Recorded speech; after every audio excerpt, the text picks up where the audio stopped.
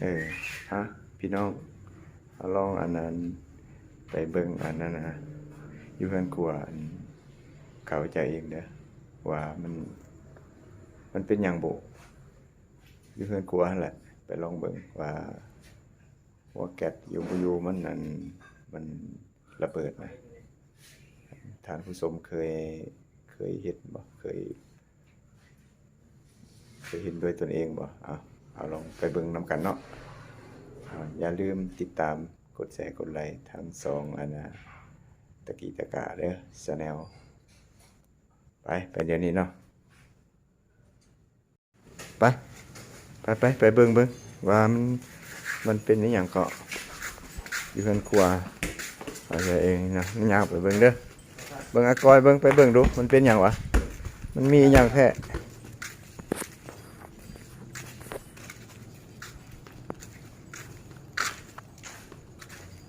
นี่เพิ่นครัว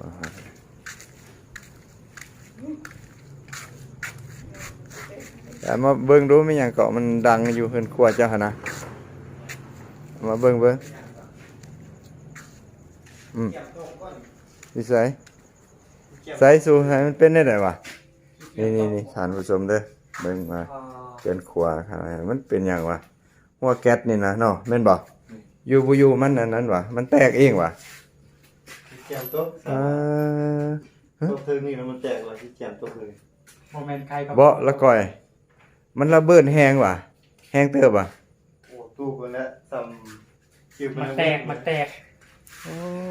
ท่านผู้ชมเอ้ยนี่ระมัดระวังเด้อผู้ใดมีอันหัวแก๊สแบบนี้นะอยู่บ่อยู่ระเบิดมันดังพุ่นนะคือว่ามันแตกสะเบิดเบิ่งแก้วนี่ท่านผู้ชมเบิ่งจนมุนอุ้ยปุ้ยนะโดยแบบว่าบ่มีหยังตกใส่บ่ได้ถึกหยังแม่นบ่วางอยู่เฮือนครัวคักแน่แต่อยู่บ่อยู่ระเบิดแตกขึ้นมามุนอุ้ยปุ้ยเลยคันแม่นถึกจังหวะที่ว่าเฮาอันเฮ็ดอยู่เฮ็ดกินเฮ็ดจะได้นี่มันก็สิบ่มุนเบิดเว้อหน้าตานะ ตายอยากออกเลยสิสั่งว่าเป็นอย่างวะมันแตกเนาะ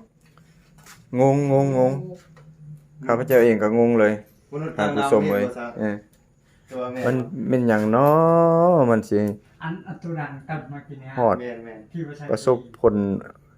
ขอเข็นเอ็นหายยังบ่หรือจังไดบ่เคยพบบ่เคยเห็นนะเป็นจังซี่นะมุนอุ้ยปุ้ยเลยนี่มึงนี่เป็น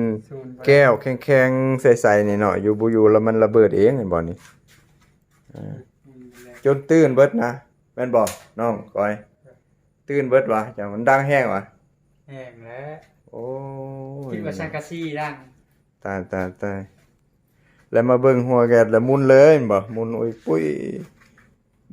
มันบ่ได้ถึกอันนี้ยังตกใส่วะโอ้เด้อท่านผู้ชมลองเบิ่งเด้อผู้ใดอันนั้นก็คอมเมนต์มาเด้อว่ามันเคยมีมาบ่แบบนี้บ่อนอื่นหั่นนะเคยเป็นบ่แบบนี้อันนี้ก็บ่เคยเห็นบ่เคยพบเคยพอเห็นหาก็สิเห็นนี่แหละแก้วบักไซบักนานี่หัวแก๊สบักงามพุ่นสุดท้ายมามันแตกเองระเบิดเองนะดังแรดแกกอยู่นี่แหละเป็นหยังวะถูกแดดกับบ่ถูกกันแดดกับบ่ถึกนะตั้งใจถูกบ่แตกแบบนี้แตกยาก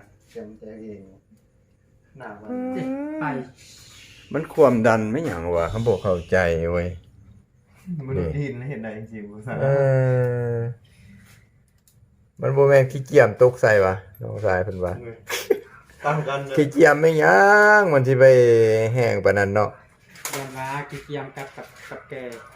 ขี้เกียจกับแกการมีไซของสั่นตายบัด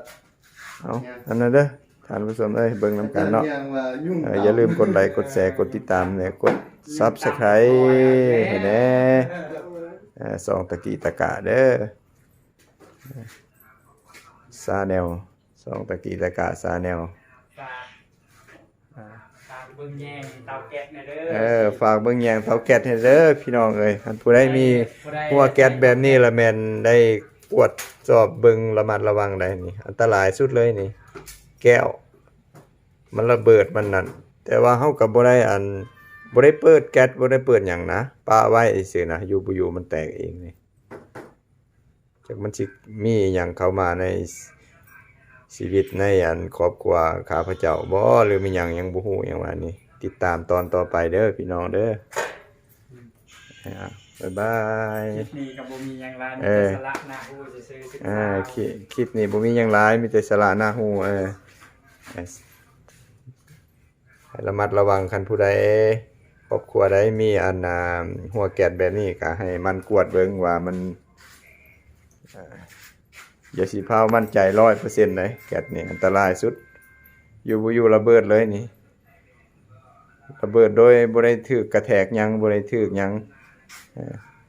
มุนอุยปุยเศษแก้วผงซะหายก็ระเบิดโอ้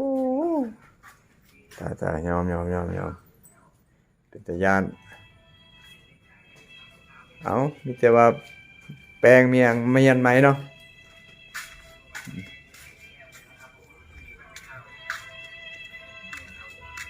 เอา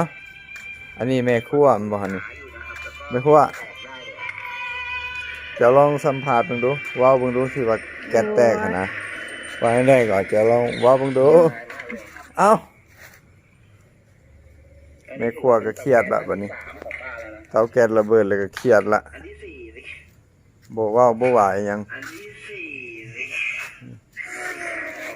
แต่อยู่บ้านมามันเด้อ 15 ปี บายบาย